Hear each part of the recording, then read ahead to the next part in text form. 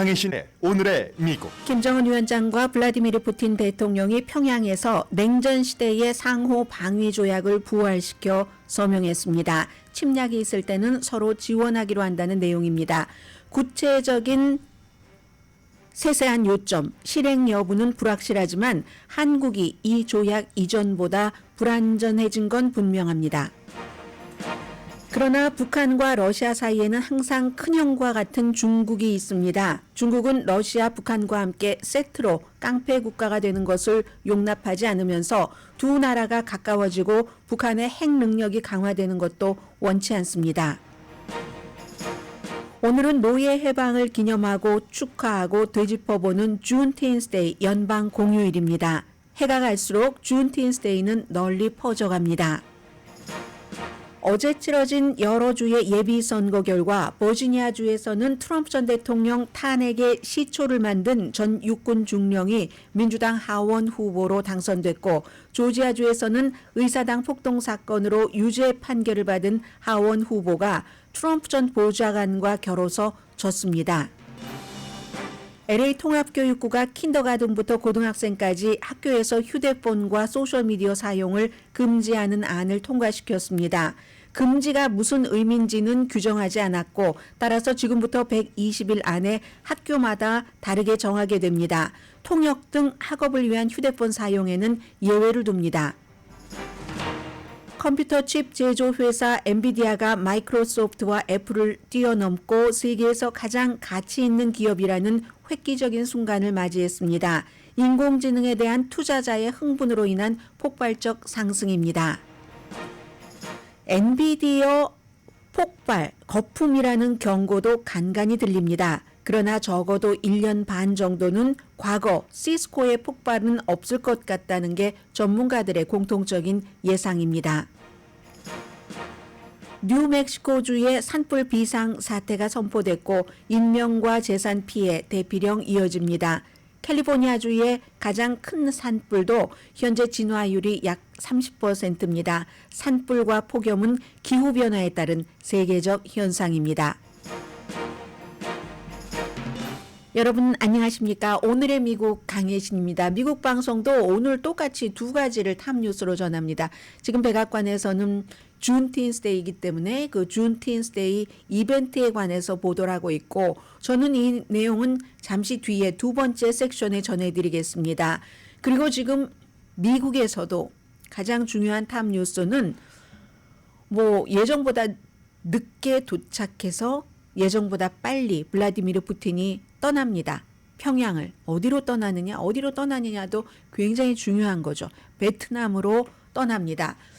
평양에서의 그 짧은 방문 동안 리무진 거리마다 블라디미르 푸틴 러시아 대통령의 얼굴 또 러시아 기가 흩날렸는데, 제일 중요한 것은 김정은 위원장과 블라디미르 푸틴 대통령이 평양에서 냉전 시대의 상호 방위 조약을 부활시켜서 서명한 겁니다. 그런데 이제 이 내용 자체가 1961년도에 만들어졌으니까 그때는 91년도에 구소련이 무너지기 전이었죠. 당연히 그때 했었던 구소련과 북한과의 상호조약은 무효가 됐습니다. 구소련이 무너지면서. 그리고 지금부터 24년 전에 또 역시 블라디미르 푸틴이 그때 첫 번째 대통령이 됐었을 때 평양을 방문을 해서 상호조약, 우호조약이라고 했어요. 그때는 이제 한국말로 표현을 하자면 북한식 표현을 따르는 겁니다.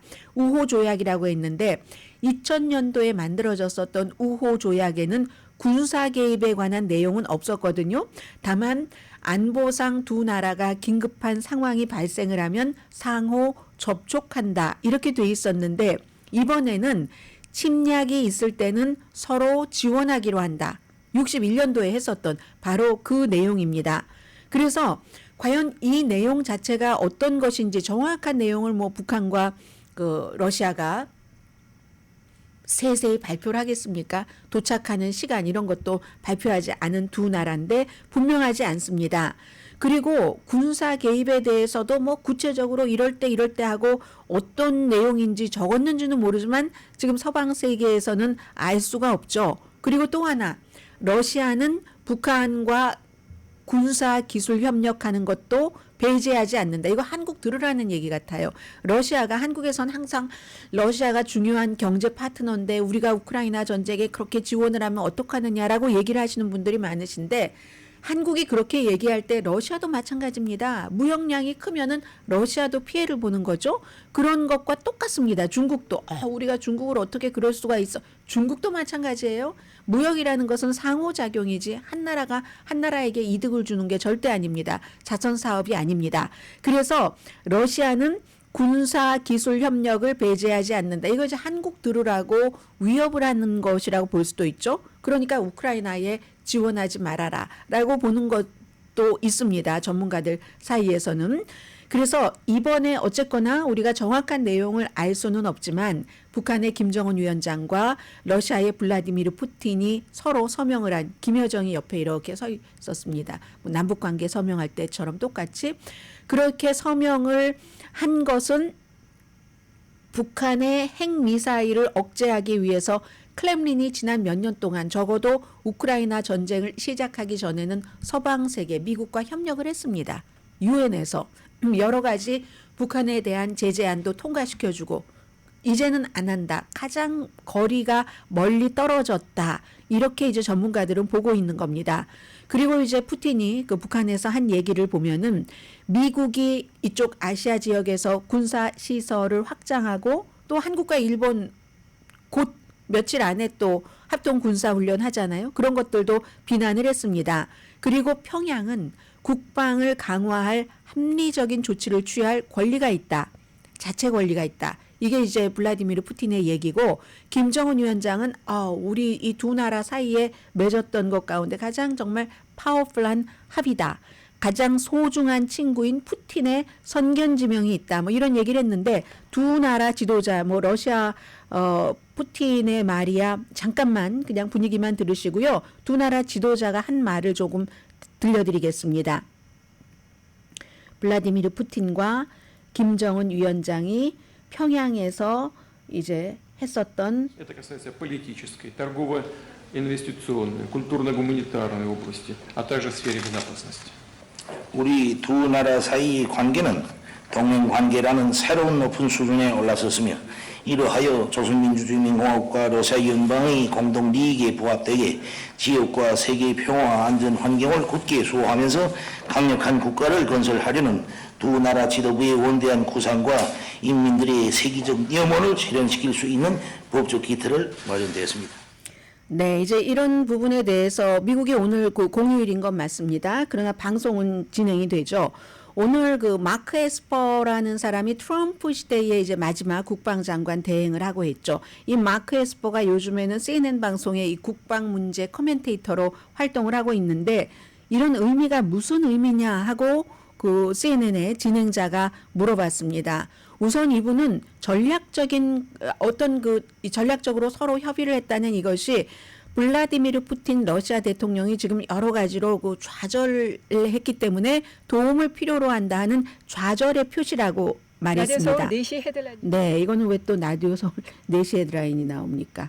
자, sense of desperation in many ways with regard to the tactical needs he has on the Ukrainian battlefield when it comes to arms and ammunition. And we know that North Korea has provided 250,000 plus metric tons of ammunition to Russia. 네, 어제 말씀드렸던 것처럼 지금 탄약도 필요하고 ballistic missiles. And so I think on one hand, it reflects Moscow's continuing need to sustain the fight in Ukraine. 네, 계속 이제 중요한 얘기가 그 얘기죠.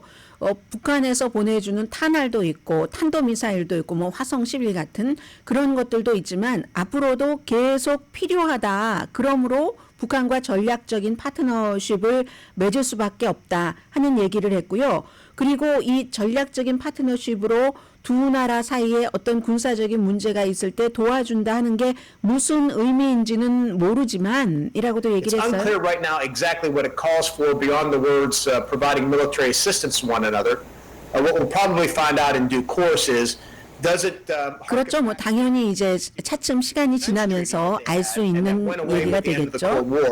in that one, it acted more like, Russia would come to North Korea's. 역시 이제 이분이 마크 에스퍼 전 그 트럼프 시대의 국방장관 그 대행이 얘기하는 것 가운데 다음에 이제 베트남을 가잖아요. 그것 역시 전쟁을 치르는 국가의 경제이기 때문에 그 경제에 대해서도 굉장히 그 좌절감을 느끼고 있다는 것이다 하고 얘기를 합니다. And of course, Jim, he goes next to Vietnam.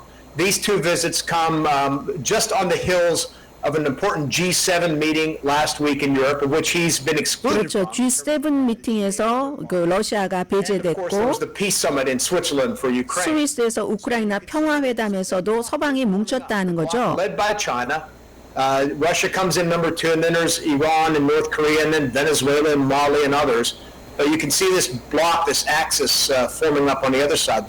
The autocracies. 네, of the 지금 world. 미국에서 이제 조지 부시 대통령이 처음으로 Axis of Evil이라고 악의 축 국가들이라고 얘기한 이후에 이란, 그 북한이라든가 이런 그 나라들이 계속 그 거론이 되고 있는데 그런데 이번에 이제 블라디미르 푸틴 러시아 대통령이 북한 악의 축 가운데 하나인 북한을 갖고 베트남을 방문하고 그다음에 뭐 베네수엘라라든가 말리라든가 같이 이제 서로 친하게 지내는 국가들을 얘기를 하고 있잖아요. 그런 것들이 이제 굉장히 이제 과거와는 좀 달라진다 하는 그런 얘기들을 하고 있습니다. 그리고 이제 신문의 경우는 그 뉴욕타임스가 미국 쪽에서의 그 국방 전문가 그리고 이제 최상은 특파원이 공동으로 기사를 썼는데 한마디로 워싱턴과 동맹에는 어쨌든 그 내용이 자세히 밝혀지지는 않았지만 전보다는 다가간 거잖아요. 가장 가깝게. 그래서 이건 알람이 되는데 특히 한국에는 큰 경고가 될 것이다라고 얘기를 합니다. 이건 우크라이나 전쟁 그 지원 이런 여부를 넘어서 북한의 핵미사일 프로그램 억제를 하려는 그런 노력을 무색하게 할 수도 있는 일이기 때문에 그래서 모스크바는 이제 이 미국이 주도하는 아주 단단한 그 모스크바까지 sometimes 포함을 하는 유엔 안전보장 이사회 상임이사국 5개국으로서 그런 시대는 끝났다고 판단한 것 같다고 보고 있습니다. 미국이 주도하는 자유주의 질서의 시대가 끝났다고 판단을 하든지 아니면 끝나는 것을 보고 싶어 하든지 이 얘기는 마이클 A. 맥폴이라는 지금 스탠포드 대학교의 국제학 연구소의 소장입니다. 그리고 전에 러시아 주재 미국 대사를 지냈거든요. 그분이 하는 얘기입니다.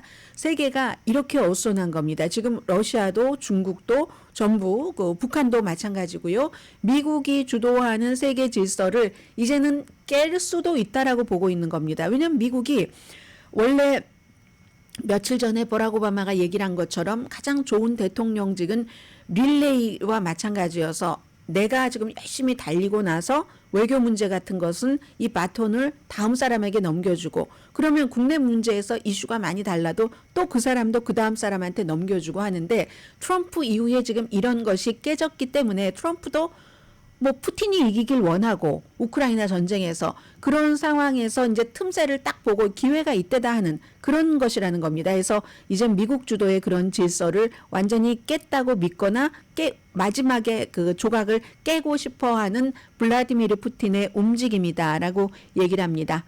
그리고 이제 북한에 다녀오신 분들은 잘 아시겠지만 뭐 교회도 뭐 하나씩 있잖아요. 유일하게 북한 그 정교회도 있습니다. 거기도 방문을 했습니다. 쭉 너무 많은 뉴스가 어제부터 쏟아졌습니다.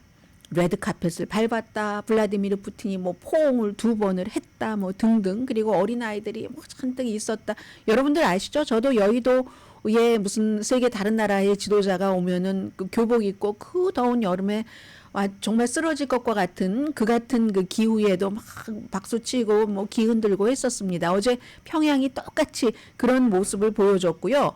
그런데 그 수많은 기사 가운데서 역시 이 지금 러시아와 북한과의 밀착되는 이 관계에 대해서 제일 자세히라기보다 큰 그림을 보여준 매체는 며칠 전에 이코노미스트입니다.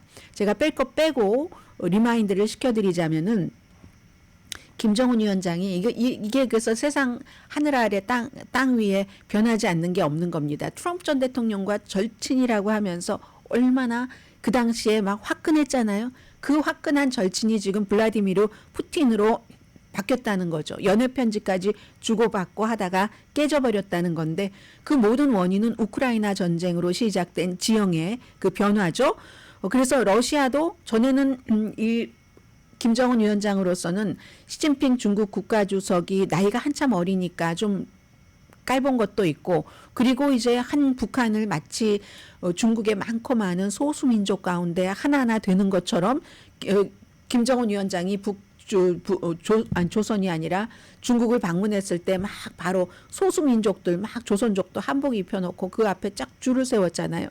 그런 거 보면은 김정은 위원장도 기분 나쁘겠죠. 해서 중국에 무조건 이제 머리를 조아릴 수 없는 이 상황에 러시아 쪽으로 고개를 많이 돌렸었습니다. 그러나 우크라이나 전쟁이 일어나기 전에는 러시아가 뭐 북한이 그다지 달가운 메뉴가 아니기 때문에 미적지근하게 하다가 지금 탄알이 너무 필요하니까 탄알을 포함해서 여러 무기가 북한 쪽에 딱 달라붙은 이거죠. 이게 이제 우크라이나 전쟁으로 시작된 그런 그 지형 변화에 따른 건데 물론 무기 거래뿐만이 아니라 러시아와의 뭐 여러 가지 뭐 경제 안정 뭐 북한도 돈을 벌어야지 되니까 지금 선전하는데요. 이 블라디미르 푸틴 그 러시아 대통령이 그 북한에 가 있는 동안 러시아 쪽에서 선전물 나오는 거 보면 북한 관광 이런 선전 많이 하고요. 팬데믹 이후에 첫 관광객이 러시아 관광객입니다. 북한에서 받은 게 여름 여행 같은 것도 지금 광고 굉장히 많이 하고 있고요. 워싱턴 입장에서 보면 새로운 악의 축을 이제 이란을 빼고 이란 많이 그 흐드러졌으니까 러시아, 중국, 북한으로 보는데 러시아와 중국이 사실 한국전 당시에 북한을 지원을 했고 또 이제 한국전을 일으키게 되게 한 뭐 여러 가지 배경이 있고 하잖아요. 북한으로서는 지금 냉전 이후에 가장 큰 전략적인 기회입니다. 우리가 러시아와 너무 가까워 이러면 이제 중국에도 보여주면서 북한에게 뭔가를 줄 수도 있는 그리고 러시아로서는 너무나 정말 좌절감이 있을 정도로 북한의 여러 도움이 필요한 것이고 러시아가 무엇을 북한에 줬는가 하는 것은 추측 대상이랍니다. 북한이 우크라이나 전쟁 이후에 11,000개의 컨테이너에 뭔가를 실어서 이제 화성 11 그 탄도미사일까지 해서 우크라이나에서 지금 잔재를 보면은 북한 무기가 쓰여졌다는 거잖아요. 뭐 탄도미사일 같은 것도. 근데 러시아도 9,000 컨테이너가 북한 쪽으로 뭔가가 보내줬답니다. 그런데 이제 지금 이제 한국도 그렇고 해외에서 생각하고 있기로는 뭐 핵무기 재진입할 때 여러 가지 그 대륙간 탄도미사일이요. 그런 기술 같은 것은 아직 이전하지 않은 것으로 예민한 기술은 이전하지 않은 것으로 보고 있는데 뭐 식량이라든가 연료 아니면 김정은 위원장이 너무 좋아하는 고급 뭐 리무진 이번에도 리무진 아주 큰 리무진 많이 등장을 하던데요. 그런데 중요한 것은 지금은 이제 우크라이나 전쟁이기 때문에 이렇게 아주 완전히 트럼프 전 대통령 때만큼은 아니지만 절친한 친구가 돼버렸지만 진정한 우정인가 여기는 이제 한계가 있다고 보는 겁니다. 이건 이제 한국으로 볼 때는 조금 안심되는 부분이기도 하죠. 러시아의 북한과의 새로운 관계는 굉장히 얄팍하고 그리고 인위적이다. 100%가 무슨 형제의 동지에는 없고 필요에 의해서 뭉친 관계이기 때문에 이게 이제 안드레이 랭코프 국민대학교 교수가 이코노미스트와의 인터뷰에서도 얘기를 한 거고요. 기술 이전 할 수도 있어. 이번에도 이제 그 협정 서약에서 그런 얘기를 했잖아요. 한국을 위협한다는 그런 지적을 하고 있는 겁니다. 한국의 더 많은 무기를 우크라이나에 지원하지 말라고 하는 그런 거죠. 러시아도 아직 그 북한을 만족시키지 못했습니다. 뭐 테크놀로지 예민한 테크놀로지를 주지 않았다고 하니까. 그리고 얼마 전에 여러분 기억나세요? 뭐 예를 들어 러시아의 그 전문가가 러시아 관계자가 한국은 아마 러시아가 우크라이나 전쟁 끝나면서 다른 국가들과 관계 개선을 할 때 제일 먼저 관계 개선을 할 만한 국가가 될 거야. 이건 뭐예요? 경제적인 관계를 얘기를 하는 거잖아요. 아마 러시아가 수출을 하는 국가 가운데서 한국이 한 5번째 정도는 되는 것으로 얼마 전에 제가 어떤 자료를 읽었는데 그 정도로 한국만 러시아에 수출하는 거 아니에요? 자동차. 러시아도 한국에 엄청 많이 수출하잖아요. 많은 것들을. 그래서 러시아로서도 우크라이나 전쟁이 끝나면 한국을 버릴 수가 없다는 그런 것이죠. 그리고 또 하나는 러시아 엘리트들에게 북한은 후진 나라라는 겁니다. 기능을 제대로 하지 못하는 북한 정권은 믿을 수 없다. 그런 것이 되고, 그리고 여기 이제 제일 중요한 것은 중국이죠. 중국은 러시아와 북한의 협력? 이 중국은 빅브라더로 생각을 하는 겁니다. 아니 우리가 미국에서 악의 축 러시아, 중국, 북한이라고 하는데 내가 어떻게 걔들 사이에 끼지? 나는 빅브라더인데? 하면서 지켜본다는 얘기잖아요. 왜 기억나세요? 얼마 전에 이제 뭐 코비드 때 코비드로 그 이전에는 어떤 정치적인 문제로 스탑했었던 중국, 한국, 일본 이런 뭐 정상들 만나서 회담하고 했잖아요. 그때 중국이 얘기를 한 게 북한의 뭐 핵 개발 같은 거 이런 것을 비난을 해서 또 북한이 엄청나게 중국을 비난을 했었습니다. 중국으로서는 북한을 어떠한 완충지대로 보고 싶어 하는 거죠. 막 핵을 개발해서 너무 강해져서 그럼 한국도 일본도 핵 개발하면 우리 중국과 마찬가지의 그런 대등한 게 된다고. 핵은 하나만 가지고 있어도 핵이니까 억지력이 있으니까. 그러니까 이 북한의 핵 개발 능력이 점점 더 완숙해지는 것을 중국으로서 원할 수가 없고, 다만 미국이 들어오는 것을 막는 완충지대, 그러면서도 지금까지 평양에 영향을 미쳤던 그 힘은 계속 갖고 싶어 하는 것이 중국이라는 거죠. 그렇게 볼 때 중국이 러시아와 북한이 너무 가까워지면은 이건 우리 중국에는 위험해, 재미없는 일인데 이렇게 이제 생각을 한다는 겁니다. 똑같이 우리는 불량 국가가 아니고 하나의 블록이 되기를 원치는 않는다. 그래서 사실은 블라디미르 푸틴 그 러시아 대통령이 중국을 방문을 했었잖아요. 얼마 전에 중국 방문하고, 원래의 푸틴의 계획은 방문하자마자 이제 쉽게 바로 그 북한으로 넘어가려고 했는데 중국에서 그걸 원치 않았답니다. 아니 동격이잖아요. 그렇게 되면. 그렇기 때문에 지금 중국이 기다려라, 조금 있다 가라 해서 이제 이렇게 됐다는 거고, 그래서 세 나라가 완전히 딱 뭉친다기보다는 어떤 그 힘이 꼭지점은 중국에 있는 삼각관계라고 할까요? 그러므로 아직까지 이 북한과 러시아와의 그 관계가 철통처럼 우크라이나 전쟁 넘어까지는 이어지지 않을 것이다 하는 게 이제 대부분의 북한 문제 전문가들이 보고 있는 점입니다.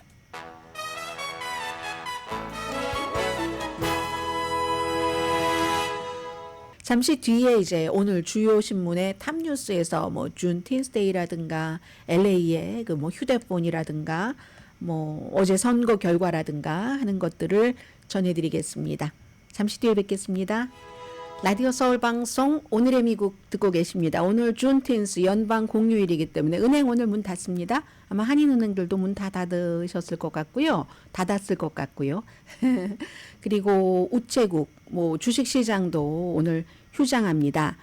그런데 이제 준틴스데이가 이 바이든 대통령이 대통령 들어와서 할러데이로 된 것이고, 예전에는 하도 뭐 지금은 인터넷이라서 1초 안에 다 알지만 1초보다 그 더 전에 정보가 새어나가서 다 알지만, 전쟁이 끝나고 남북 전쟁이 끝나고 아브라함 링컨이 노예 해방을 선언을 하고 해도 텍사스의 어느 마을에서는 2년이 지났는데도 노예가 해방됐는지 몰랐다는 거잖아요. 말 타고 파발마가 가서 알려줬고, 그게 이제 1865년 마지막으로 안 그 동네 그 일이 1865년 6월 19일 해서 준틴스데이가 노예 해방을 기념하는 연방 할러데이입니다. 그래서 어떤 사람은요, 제2의 독립기념일이라고 부르는 아프리칸 아메리칸 커뮤니티에서는 그렇습니다. 연방 공휴일이 되기 훨씬 전부터 서로 뭐 여러 가지 이벤트도 하고 해서 지금도 아마 지금 센트럴 LA를 가신다던가 아니면 뭐 볼티모어처럼 아프리칸 아메리칸 인구가 굉장히 많은 이런 지역에서는 뭐 퍼레이드를 포함을 해서 많은 그 행사들이 있고요. 비즈니스도 활발하잖아요. 준틴스데이를 해서 독립기념일과 마찬가지로 가족과 뭐 뜰에서 파티를 한다던가 그런 그 연방 할러데이입니다. 해서 오늘 아틀란타 저널 컨스티튜션을 보니까 그쪽 지역이 아프리칸 아메리칸 인구가 굉장히 많잖아요.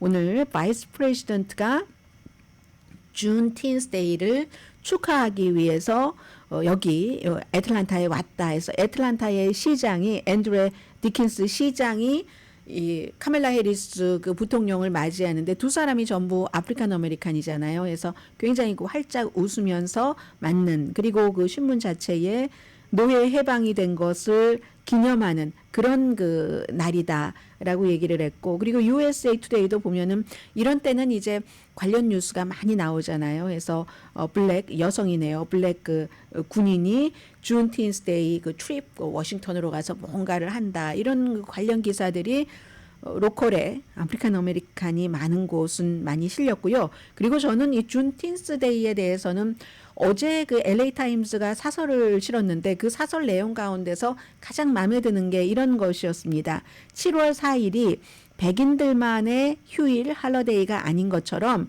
이제 준틴스 데이는 더 이상 흑인들만을 위한 할러데이가 아닙니다. 미국 역사의 중대한 이정표라고 얘기를 했습니다. 지금 화면에도 이제 그 준틴스 데이가 보이고 아프리칸 아메리칸 정치인들도 보이고 하는데, 중대한 이정표인 것을 기념을 하는데 오늘날에도 여전히 느낀다. 제도적인 차별, 인종차별 있습니다.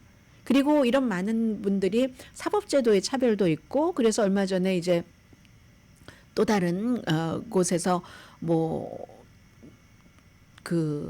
사면 마리화나 작은 범죄는 사면해 주는 메릴랜드 주지사가 그런 것들도 있었고, 주택에 있어서 차별은 에이션 아메리칸도 엄청 많이 겪었고요.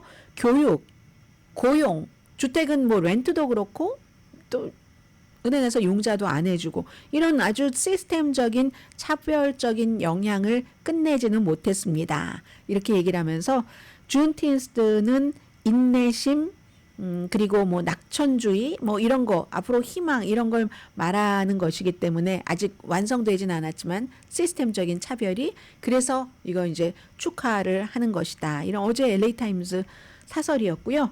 준틴스 데이 그 정도 말씀드릴까요? 그리고 이제 또 다른 것은 제일 많이 그 오늘 신문에서 보도한 것이 오늘의 미국에서 전한 것 뭐 이외에 특별한 것은 없습니다. 바이든 대통령이 선거철에 선거 이슈이기도 하고, 그러나 이제 그와 관련해서 낙하 수혜자들은 지금까지 임시로 뭐 2년마다 뭘 신청을 하고 취업 신청을 하고 하는 것이 아니라 그것보다 이제 더 쉽게 취업 신청을 할 수 있도록 하고, 시민권자와 불법 체류자 신분으로 결혼을 했을 때는 영주권 신청하고 할 때도 다 그 나라에 가서 해야지 되는데, 이제 그런 것 없이 대신에 이제 여러 조건이 있죠. 미국에서 10년 이상 살았고 시민권자와 결혼을 하고 있고, 또 범죄의 기록 같은 것도 없고 미국 국가 안보에 나쁜 해를 미치지 않는다고 할 때, 그런 분들은 이제 그 나라에 가서 신청을 하고 몇 년을 기다리는 게 아니라 미국에서 신청할 수 있도록. 근데 이게 어떻게 될지 모른다니까요. 올 여름부터 시행할 예정이라고 하고, 이민 그 커뮤니티에서는 엄청 좋아하지만 공화당이 막 지금 반대를 하고 있어요. 트럼프 전 대통령을 포함을 해서. 그래서 어떻게 될지 모르지만, 그렇기 때문에 선거를 위한 도박이다라고 지적하는 사람들이 많이 있습니다.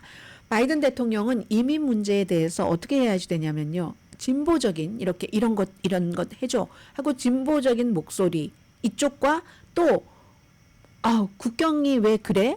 하고 굉장히 보수적인 그런 사람들 사이에서 어떠한 그 신중한 그 길을 걸어가야지 되는 거죠. 그렇기 때문에 얼마 전에는 이렇게 그 망명 같은 거 쉽지 않게 하겠다 하는 거, 그리고 어제는 그 같은 안을 발의를 한 겁니다. 아마 누군가가 고소를 할 겁니다.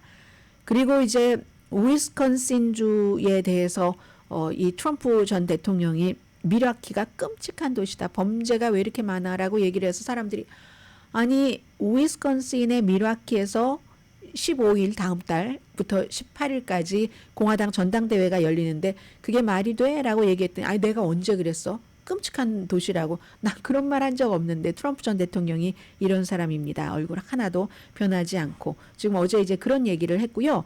그리고 이제 워싱턴 포스트는 역시 이제 워싱턴 포스트가 정치에 강한 신문이기 때문에 일면에 어제 있었던 예비선거 결과를 실었는데, 예비선거 결과 중에서도 가깝잖아요. 버지니아의 예비선거 결과를 일면에 맨 위에 탑에 실었는데, 이제 그 버지니아주의 우선 그 5지구입니다. 5지구에서 그 프리덤 코커스 의장인 밥 굿, 이 사람이 지난해에요. 론 디센티스를 지지했거든요. 론 디센티스를 지지했다가 트럼프가 떠오르지 않을 때였어요. 그러다가 나중에 론 디센티스가 후보에서 사퇴하고 나서 나중에 트럼프 전 대통령을 지지를 했는데 때는 늦었습니다. 때는 늦어서 트럼프와 케빈 맥카티가 저 사람 떨어뜨려야지 돼. 하원 의원에서 떨어뜨려야 엄청 지금 운동을 했거든요. 아직 결과 안 나온 것 같은데요. 아침에도 막 이렇게 엎치락뒤치락 하던데요. 이 누구와 존 맥과이어라는 이 트럼프와 또 다른 트럼프의 지지자들이 지지한 사람과 이 선거에 대해서 지금 얘기를 했고요. 그리고 또 하나 조지아주, 그게 이제 조지아주 오지구네요.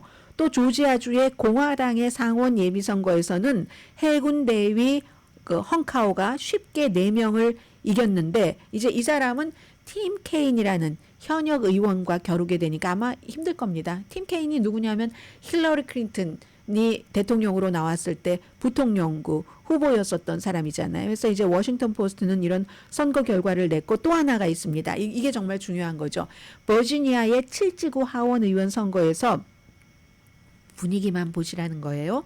예브게니 빈드만이라는 그런 쌍둥이 브라더였어요. 여러분들 기억나세요? 제일 처음에 트럼프 전 대통령 탄핵이 어떻게 시작됐냐면 두 번째는 의사당 폭동 사건이어서 하원에선 둘 다 탄핵이 됐지만 상원에서 안 됐지만 그런데 그 당시에 우크라이나로 처음 탄핵이 시작이 된 거잖아요.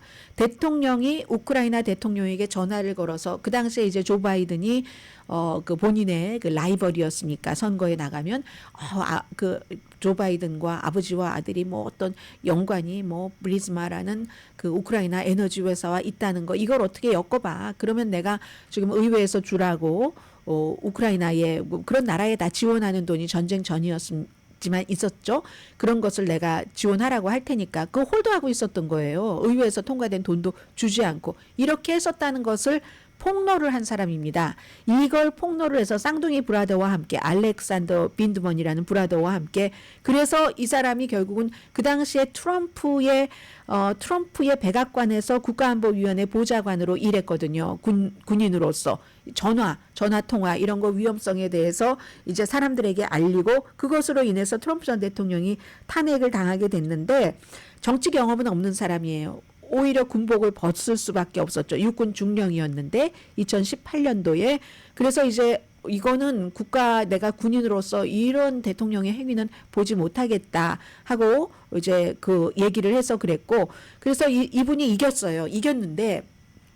이기긴 했는데 선거에서 이게 민주당에서 이긴 거거든요. 보장이 안 되죠. 왜냐하면 버지니아주는 잘 알고 계시는 것처럼 글렌 영킨이라는 인기 있는 공화당 주지사가 있고 이분의 이 7지구 지역에서 글렌 영킨이 좀 많은 표 차이로 이겼는가 봅니다. 그래서 어떻게 될지 모르겠어요. 원래는 이 민주당의 이 의석은 은퇴해야 하는 의원 자리였거든요. 에비게일 스펜버거 자리였는데 어쨌든 우크라이나로 인해서 탄핵을 제일 먼저 촉발시킨 그분은 이제 민주당의 예비선거 후보가 됐다는 거고요.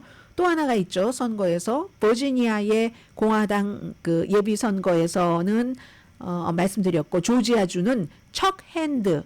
야, 그래도 이 사람이 35%나 받았네요. 의사당 폭동 사건으로 유죄 판결을 받은 사람. 졌어요.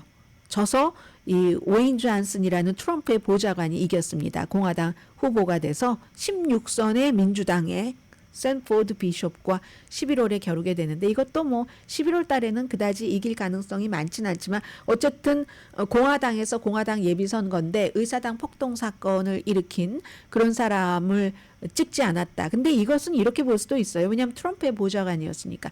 트럼프 전 대통령이 이번 예비선거에서 지지를 했었던 사람은 거의 붙었습니다. 거의 몇 사람을 제외하고는 거의 붙었다고 보시면 되거든요. 그래서 이제 이 같은 선거 문제가 워싱턴 포스트니까 탑뉴스로 났고 워싱턴 포스트에도 대단한 야구 선수 숨졌잖아요. 사망했잖아요. 그분이 샌프란시스코 자이언츠. 그건 이제 제가 뒤에 시간이 있으면 말씀을 드리기로 하고요. 역시 뉴욕타임스도 마찬가지로 이민에 대해서 탑뉴스를 전했고 가자 이스라엘 문제는 여전히 미국 신문의 일면에 나와 있는 뉴스이기는 합니다만은 제가 그걸 날마다 팔로우업을 하지는 않겠습니다. 그냥 그 정도만 말씀을 드리고 오히려 뉴욕타임스는 오늘 일면에 이 내용이 눈에 띄는데요. 저는 어제 이 내용을 보면서 어제 저는 이제 이거 신문이니까 오늘이고 어제는 이미 인터넷 사이트에 나왔으니까 아니 이게 그렇게 신기한가? 한국의 개 모임을 얘기를 하는 겁니다. 뭐 20대 여성들이 개 모임으로 뭐 한 달에 뭐 예를 들어 13달러씩 뭐 10년을 모았더니 얼마가 돼서 부산인가요? 어딘가로 뭐 여행을 가고 근데 그런 것들이 너무 많은데 아마 미국 사람들 관점에서 미국의 개라는 의미가 없으니까 뭐 이런 걸 하려면 은행을 통해야지 되고 하는데 한국에서는 신뢰를 바탕으로 된다. 왜냐하면 한국이라는 사회는 어느 정도는 또 닫힌 사회라고 볼 수도 있어서 아니 개가 개 모임 하다가 그거 떼먹고 도망간 때 하면 안 되잖아요. 그러니까 이제 이렇게 해서 이제 평소에 하고 싶었던데 그런 것을 이제 차곡차곡 모아서 남들과 함께 해서 뭐 여자친구들이 3명이 여행을 간 그런 내용이었거든요. 그게 저는 너무너무 우리가 잘 알고 있는 내용이라 그냥 그런가 했는데 오늘 일면에까지 냈네요. 편집인이 볼 때는 미국 사람들이 볼 때는 굉장히 신기하다고 보는 것 같습니다. 부산 맞네요. 부산에 그 지나 김 씨 지난 가을에 친구들과 같이 이틀 동안에 그 아난티에서 뭐 지냈다는 그런 내용이고요. 그리고 로스앤젤레스 타임스를 보도를 해드리겠는데 로스앤젤레스 타임스도 역시 일면에 뭐 이민 이런 내용을 냈는데 저는 오늘은 로스앤젤레스 타임스에서 일면의 것을 하지 않고 오늘은 이제 그 안에 있는 내용을 전해드리겠습니다. 시간이 많이 지나서 잠시 뒤에 전해드릴까요? 이 내용은요.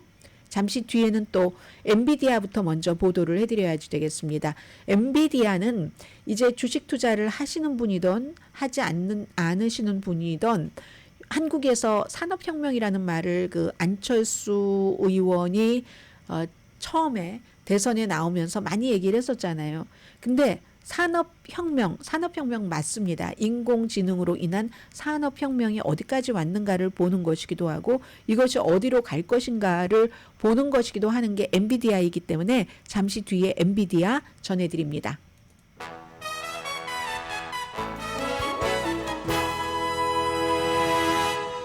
라디오 서울 방송 오늘의 미국 듣고 계십니다. 지금부터는 하나는 파이낸셜 타임스, 하나는 월스트리트저널 기사인데 둘 다 엔비디아에 관한 겁니다.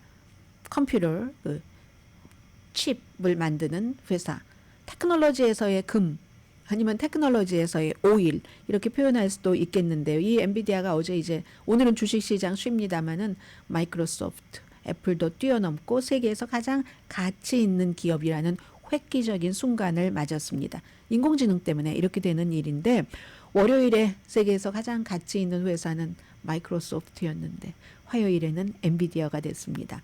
3조 3,400억 달러 올해 초 이후에 거의 이제 회사의 가치가 2배가 된 겁니다. 애플하고 마이크로소프트는요, 엎치락 뒤치락 하면서 세계에서 가장 가치 있는 회사가 되는데 한 10년 정도 그 도전하는 그 기간이 그 정도가 됐었는데 마지막으로 그 마이크로소프트보다 높았던 때는 2011년 엑손모빌 그리고 아마존도 이제 잠시 그렇게 했었던 적이 있는데 이 엔비디아의 경우는 2023년 지난해 중반에 1조 달러 가치가 됐던 회사입니다. 그런데 1년 사이에 2조 달러 이상이 더 늘어난 거죠. 어제는요. 엔비디아의 주식이 3.5%가 올라서 주당 135달러 58센트에 마감을 했는데 원래 이게 6월 10일에 10분의 1로 분할을 했었을 때 스타트 가격이 120달러였잖아요. 6월 10일에. 근데 어제가 135달러가 된 거거든요. 굉장히 감정이 지배하는 거 맞죠? 이건 이제 파이낸셜 타임스의 보도입니다.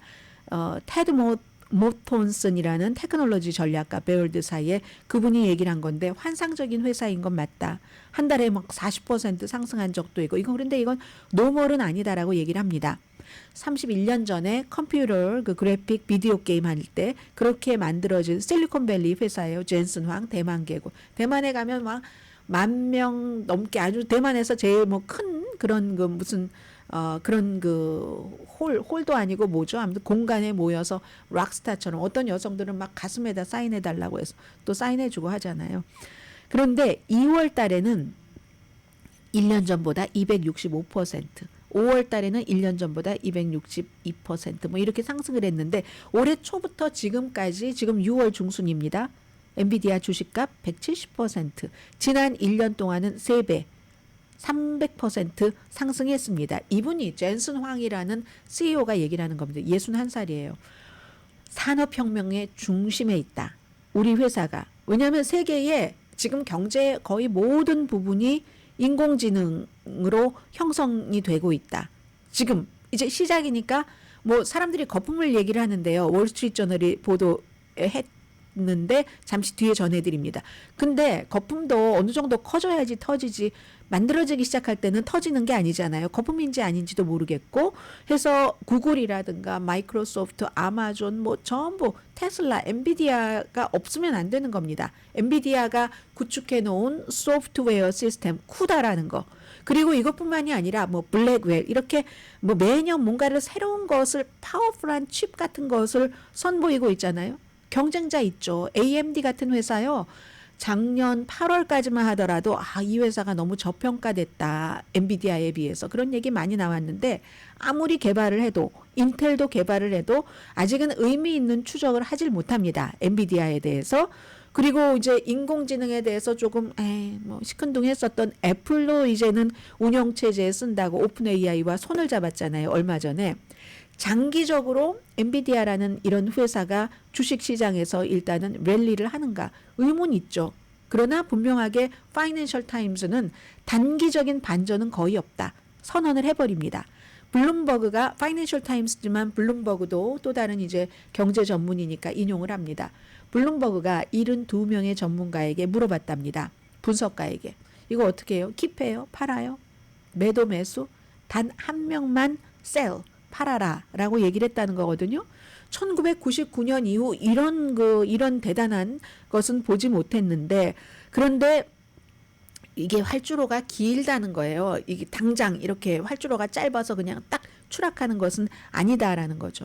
8년 전에 주식값이 현재 주식값의 1% 미만이었는데 엔비디아가 당분간 가는 것은 세계의 중요한 기업 무슨 통신사 같은 데는 완전히 지금 변화시키고 있잖아요. 해서 파이낸셜 타임스는 당분간 간다. 그리고 월스트리트저널은요. 제목 자체는 제목과 내용은 약간 차이가 있어요. 닷컴 붐을 연상시킨다라는 거거든요. 그런데 시스코사가 닷컴 붐에 아주 제대로 타격을 맞은 회사인데 그 시스코사의 존 챔버스 요즘은 이분 무슨 투자 같은 거 많이 하십니다. 인공지능 이런데요. 이 존 챔버스가 얘기하기 그 다이나믹이 좀 다르다. 시스코사와 엔비디아는 인터넷 또 인공지능 혁명은 이 시스코사는 인터넷이었잖아요. 인터넷 할 때 이 시스코사의 라우러가 없으면 되지 않는 그런 것이었잖아요. 시스코가 그때 엄청 떴었는데 인공지능 혁명은 인터넷이나 클라우드 컴퓨팅과는 다르다라는 겁니다. 사이즈가 우선 다르다. 인터넷과 클라우드 컴퓨팅을 합친 정도가 지금 인공지능 혁명이라는 겁니다.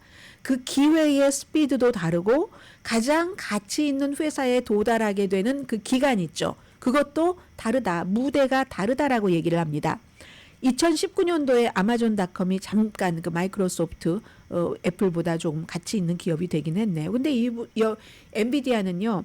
1년 전에 많이 올랐을 때도 한 5번째, 2년 전에는 10번째, 5년 전에는 20번째 뭐 이렇게 됐거든요. 지금 1조 달러 가치가 되는데 31년 전에 만들어진 회사니까 25년 걸렸습니다. 그런데 1조 달러에서 2조 달러까지 가는 데는 9개월이 걸렸고 3조 달러까지 오는데 3개월이 걸렸습니다. 얼마 전에 3조 달러 됐잖아요.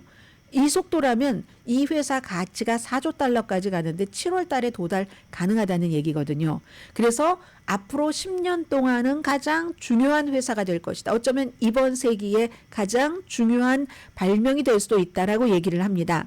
1년 반 정도는 미국 주식시장을 이끄는데 도움이 될 것이다. 그리고 열을 붉은 꽃이 어디 있어요. 언젠가는 사그라지겠죠. 사이클이 있으니까 주식이라는 것도 발명, 혁명이라는 것도. 그런데 아직은 우려의 조짐이 안 보인다는 겁니다. 근데 월스트리트저널은 왜 닷컴 버블을 연상시킨다라고 제목을 붙였을까요?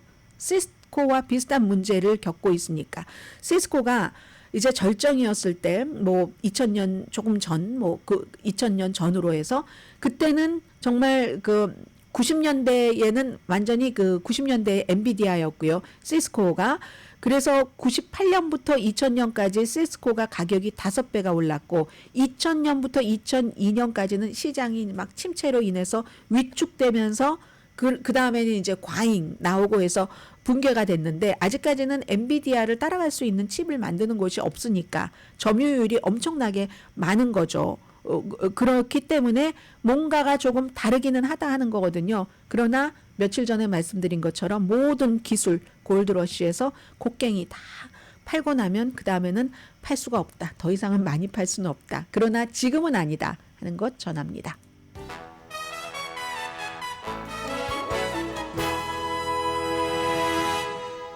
라디오 서울 방송 오늘의 미국 듣고 계십니다. 캘리포니아주가 아니라 미국에서 두 번째로 큰 교육구 하면은 로스앤젤레스입니다. 42만 9천 명 킨더가든부터 고등학교까지 공립학교를 말씀드리는 거고요. 그런데 휴대폰과 소셜미디어 금지안을 LA 통합교육구가 5대2로 통과시켰는데 예외도 있습니다. 이게 이제 그 비백 머시 공중위생국장이 이 소셜미디어 같은 게 청소년들 건강에 너무 해가 되기 때문에 소셜미디어가 정신 건강에 잠재적인 피해가 있다 하는 경고를 뭐 앱 같은데 해야지 된다 하는 법안을 만들어야지 된다 하고 요구하고 나서 이 같은 결정이 내려졌는데 금지 사항 자체를 내용을 정하지는 않았습니다. 그런데 다만 2024년 학기부터 이게 시행이 된다니까 120일 안에 준비를 해야지 되는데 예외는 뒀어요. 만약에 학생이 어떤 그 번역이 필요한다던가 하면은 그런 것은 쓰도록 했고 그러니까 학교마다 조금씩 달라질 수 있다는 겁니다. 그 규정은 하루 종일 라커룸에 휴대폰을 두게 하거나 아니면 수업 시간에만 사용을 못하도록 한다던가 그래서 또 캘리포니아의 게빈 뉴섬 주지사는 전면적인 금지를 원하는 거예요. 지금 뭐 유타주와 플로리다주처럼 나 그런 거 주 의원들과 함께 하겠다고 학부모 연합회는 점심시간이라든가 휴식시간 스포츠 이벤트에서는 써도 좋겠다 하는 그런 의견이 56%거든요. 이 반응 그 영향은 모릅니다. 왜냐하면 지금부터 시작하면 해봐야지 되는 것이기 때문에 그런데 어쨌든 이런 내용이 통과가 됐다는 것은 말씀을 드리고요. 뭐 캘리포니아와 뉴멕시코 산불은 자세히 전해드릴 수가 없게 됐네요. 다만 야구의 자이언트 윌리 메이스가 93세로 사망했는데 재능, 추진력, 활력 다 합쳐서 가장 사랑받는 선수였었잖아요. 그리고 또 하나 따라라 따라라라 따라라라 남과 여의 주인공 안느요. 아누쿠 에메도 92세로 세상을 떠났습니다. 강혜신이었습니다.